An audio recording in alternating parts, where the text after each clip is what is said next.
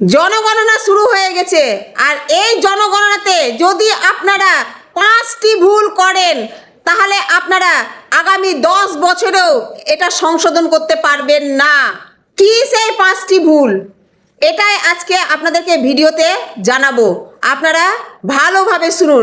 এই 5টি ভুল আপনারা কখনোই করবেন না। তার আগে আমি বলে দিই যে এই জনগণনা আগস্টের 1 তারিখ থেকে 15 তারিখ অবধি অনলাইনে হবে।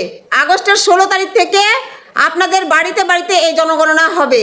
অফলাইনে যাদের জনগণনা হবে বাড়িতে বাড়িতে যাবে অফিসাররা এবং আপনাদেরকে জিজ্ঞাসাবাদ করবে। এর আগের ভিডিওতে আমি এটা জানিয়েছিলাম।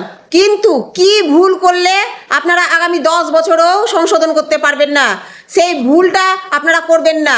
প্রথম ভুল যেটা, সেটা হচ্ছে আপনার বাড়ির নাম্বার। আপনার বাড়ির নাম্বার সঠিক দিবেন, একেবারে সঠিক, ভুল করবেন না। আর এই বাড়ির নাম্বারটা আপনারা কোথায় পাবেন? আপনারা এই বাড়ির নাম্বারটা আপনার ভোটার লিস্টে পাবেন। ভোটার লিস্টে আপনার যে নাম আছে, ফটো আছে, তার খোপ আছে, দেখবেন খোপের মধ্যেই লেখা আছে বাড়ির নাম্বার। সেই বাড়ির নাম্বারটা বসাতে হবে। যদি ভোটার লিস্ট না থাকে তাহলে দেখবেন আপনারা যে ভোট দিয়েছিলেন আর একটা স্লিপ পাওয়া গেছিলো, সেই স্লিপে আপনাদের বাড়ির নাম্বার আছে।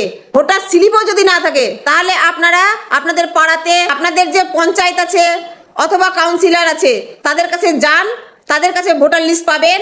তাদের কাছ থেকে আপনারা সেই ভোটার লিস্ট থেকে বাড়ির নাম্বারটা সংগ্রহ করুন। আর সেই নাম্বারটা আপনারা যখন জনগণনা করবেন ওই বাড়ির নাম্বারটা সঠিক দিবেন। 2 নম্বর যেটা ভুল, সেই ভুলটা হচ্ছে আপনারা মোবাইল নাম্বারটা ঠিকঠাক দিবেন। মোবাইল নাম্বারটা এমন না যে হয়তো 4-5 মাস বা 1 বছর ব্যবহার করলেন, তারপরে হয়তো ওটা বাদ দিয়ে দিলেন, অন্য নাম্বার আবার আরেকটা নিলেন। এইরকম নাম্বার আপনারা দিবেন না। যে নাম্বারটা আপনারা একেবারে 10-20 বছর ধরে ব্যবহার করবেন সেই মোবাইল নাম্বারটাই আপনারা জনগণনার ফর্ম ফিল আপ করার সময় দিবেন। আরেকটা অপশন থাকে, সেটা হচ্ছে ইমেল নাম্বার। ইমেল নাম্বারটা আপনারা সঠিক দিবেন। ইমেল নাম্বারটা আপনার বাড়িতে যারা বুঝে, কোনো মেসেজ আসলে, কোনো ওটিপি আসলে সেই সম্বন্ধে বুঝে, তার ইমেল নাম্বারটাই দিবেন। আপনার বাড়ির যে কজন সদস্য আছে সেই সদস্যের মধ্যে যারা বুঝে তার ইমেল নাম্বারটা দিলেই হবে। যদি ইমেল নাম্বারে আপনাদের ওটিপি বা কোনো তথ্য আসে সরকারিভাবে, সেটা জানতে পারে এবং সেটা জেনে আপনাদেরকে জানাতে পারে, এমনই কোনো সদস্য যারা বুঝে সেই সদস্যের ইমেল নাম্বারটা দিবেন। 4 নম্বর, আপনার বাড়ির যে সদস্য আছে, হয়তো দেখা যাচ্ছে আপনার বাড়িতে সদস্য আছে 10 জন বা 14-15 জন এরকম আছে, কিন্তু আলাদা আলাদা খায়। সেক্ষেত্রে আপনাকে করতে হবে আলাদা আলাদাভাবে জনগণনার ফর্ম ফিল আপ করতে হবে। আপনারা যে হাঁড়িতে খান যে কয়জন, সেই কয়েকজনেরই আপনারা সদস্য তৈরি করবেন।